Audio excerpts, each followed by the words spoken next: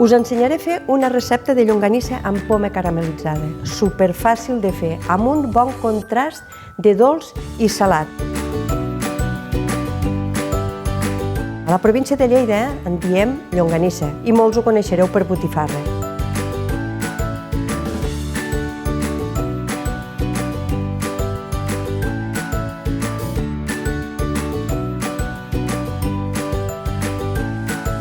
És important ficar la sal ara a l'inici perquè així fa que s'estovi una mica més les verdures i per tant la cocció serà una mica més ràpida.